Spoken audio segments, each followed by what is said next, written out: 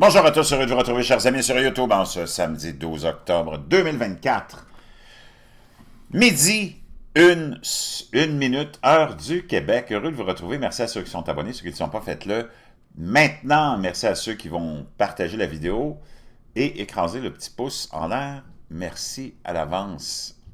Augmentation alarmante du nombre de jeunes en Occident qui sont minces et en pleine forme, qui souffrent de crise cardiaque soudaine. De quoi s'agit-il? Et on en a de plus en plus de ça. Depuis une certaine... Une version résumée de cet article. Les jeunes meurent et cela n'a rien à voir avec la thérapie génique expérimentale qui a été poussée avec véhémence pendant 4 ans. La fameuse...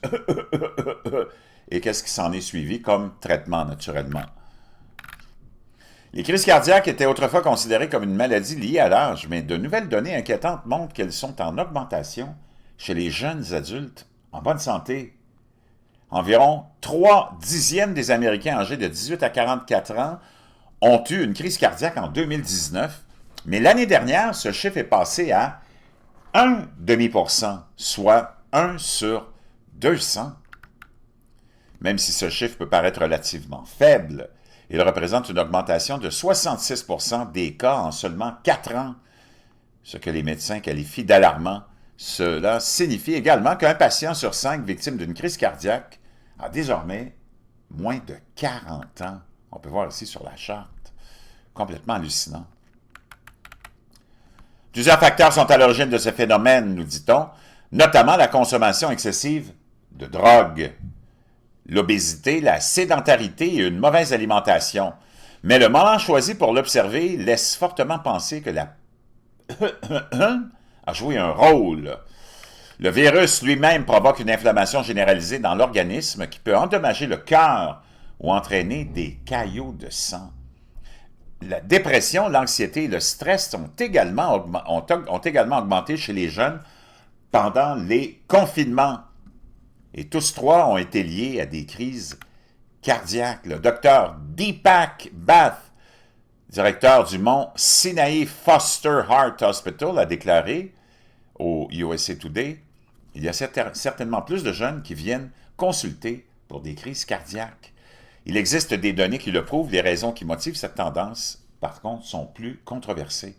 Il y a eu des millions de visites chez le médecin en moins au cours des premières années de la ce qui signifie que les maladies chroniques pouvant contribuer au risque de maladies cardiaques sont passées inaperçues.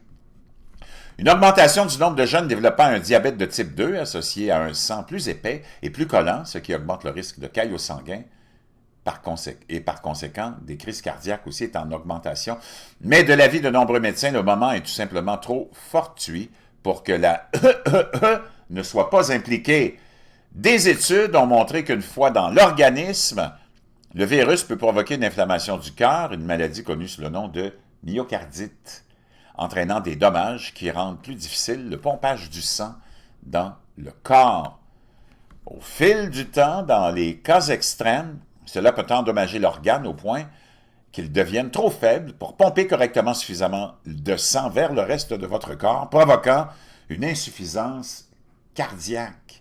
Il a également été démontré que le traitement pour cette par les plus grands fabricants de ces traitements provoque une inflammation cardiaque dans de rares cas, en particulier chez les jeunes hommes et les jeunes garçons. Mais des recherches en conditions réelles ont montré que le risque d'avoir cette réaction à un traitement est bien inférieur au risque que vous prenez en ne vous faisant pas, en premier lieu, car une forme grave de cette est beaucoup plus susceptible d'endommager le cœur. Le docteur Laxmi Mehta, directeur de la cardiologie préventive et de la santé cardiovasculaire des femmes à l'Université d'État de l'Ohio, a déclaré « Il est alarmant que les jeunes n'aient pas l'impression d'être à risque de maladies cardiaques, mais ce n'est pas surprenant. La plupart des jeunes pensent que les maladies cardiaques ne touchent que les personnes âgées, mais ce n'est pas le cas. » Chloé Burke, âgée de 21 ans, s'est effondrée en 2019 alors qu'elle était cheerleader à l'université de Houston. La native du Texas a subi un accident cardiaque et elle a dû subir une opération à cœur ouvert pour survivre. On la voit ici. Des années plus tard, un triathlète de 38 ans nommé Mathias Escobar s'est effondré sur la ligne d'arrivée du triathlon de New York en 2023. Il est resté sans peau pendant 12 minutes et les médecins ont découvert que le père de l'un d'eux avait souffert d'une crise cardiaque particulièrement mortelle. Il est tombé dans le coma et a dû être opéré d'urgence et les médecins n'ont pas pu déterminer la cause du problème en premier lieu.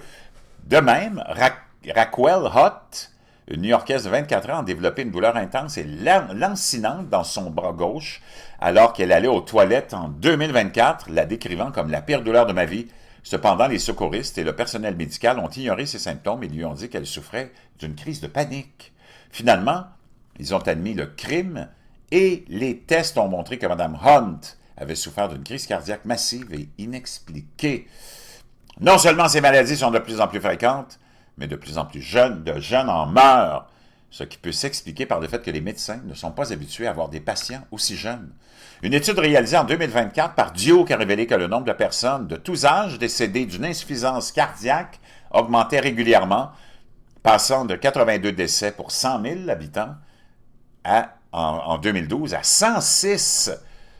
Wow! En 2021, cette augmentation était la plus importante chez les jeunes adultes de moins de 45 ans, chez qui le nombre de personnes décédées d'une complication cardiaque a augmenté de 905%. Et vraiment très inquiétant. Je laisserai ce lien-là. Il y a même une vidéo YouTube d'un